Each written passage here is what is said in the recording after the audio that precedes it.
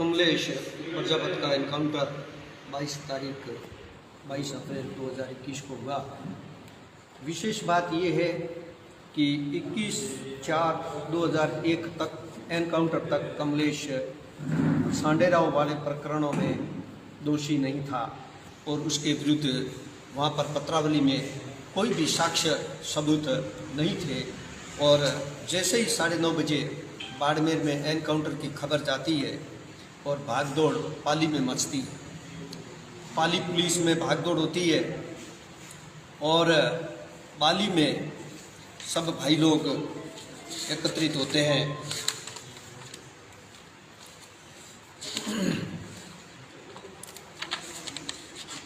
Additional SP के कार्यालय में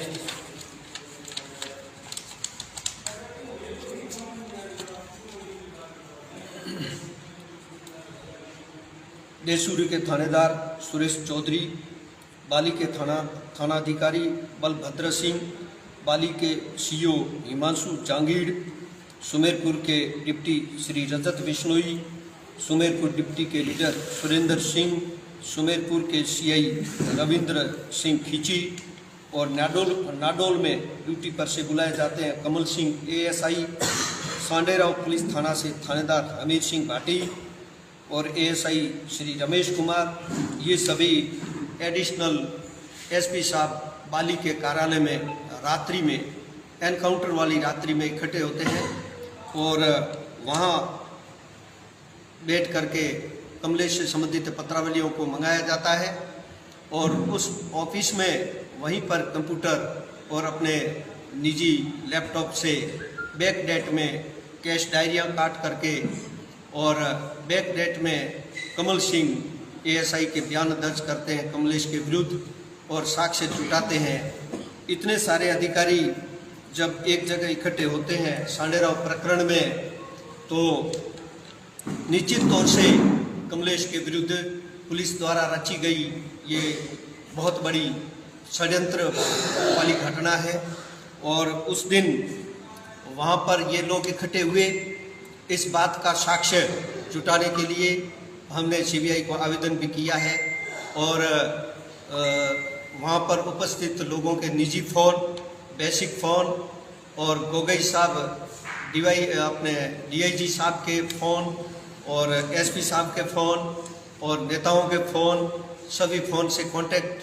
निकाले जाए, संपर्क का पता किया जाए तो ये घटना पूरी स्पष्ट हो जाएगी। वहाँ पर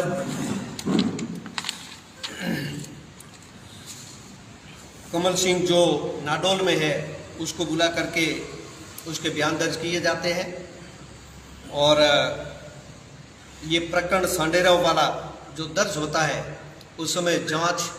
एएसआई रमेश कुमार को दी जाती है, जो मात्र 3 दिन में ट्रांसफ़र होकर के सीओ रजत बिश्नोई को सुमेरपुर सीओ को दे दी जाती है। तो 3 दिन में इस जांच को चेंज करने के पीछे किसका दबाव रहा, किसका आवेदन रहा और किसके राजनीतिक प्रेशर के कारण सीओ साहब रजत बिश्नोई साहब को यह जांच दी जाती है, ये भी एक बहुत बड़ा षड्यंत्र है। और निश्चित तौर से उस रूट पर चलने वाले तस्करों का और सीओ साहब का कोई साठगांठ है, इस कारण से सीओ साहब को ये जांच दी जाती है। उस घटना के दिन जो ये बताई जा रही है कि कमलेश के विरुद्ध जो मुकदमा बताया जा रहा है उसमें उस दिन पाली पुलिस ने नाकेबंदी की थी और नाकेबंदी घटना से पहले दिन में हुई थी। दिन में नाकेबंदी किस अधिकारी से हुई, उस अधिकारी को किसने सूचना दी और उस नाकेबंदी में 2 गाड़ियों का पीछा किया बताया गया और जो वीडियो दिखाया जा रहा है जो पुलिस के पास है उस वीडियो में सिर्फ एक गाड़ी को दिखाया जा रहा है। बहुत बड़ा घपला इस जगह पुलिस ने कर लिया और 22 तारीख की रात को बैक डेट में कैश डायरियाँ काटी गई और बयान दर्ज किए गए। इससे बड़ा षड्यंत्र और क्या हो सकता है।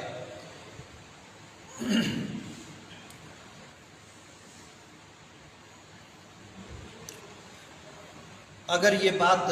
पुलिस फिर भी कहती है कि सही है, तो सांडेराव प्रकरण में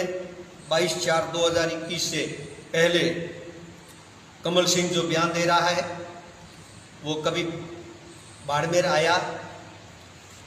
कोई पूछताछ की तो किससे की,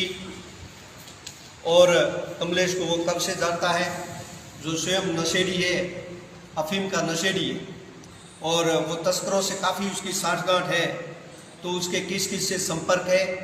ये सब जांच होगी। सीबीआई आज देश की बहुत बड़ी संस्था जांच कर रही है, और इन तथ्यों पर जब जांच करेगी तो निश्चित तौर से सत्य चीज निकल करके सामने आएगी, और दूध का दूध और पानी का पानी होगा। इसी तरह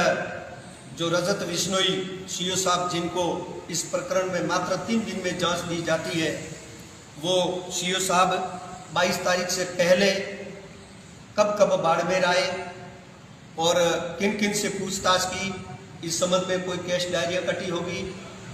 कोई काम किया होगा तो रिकॉर्ड पर होगा, उनकी रवानगी आमद रजिस्टर होंगे।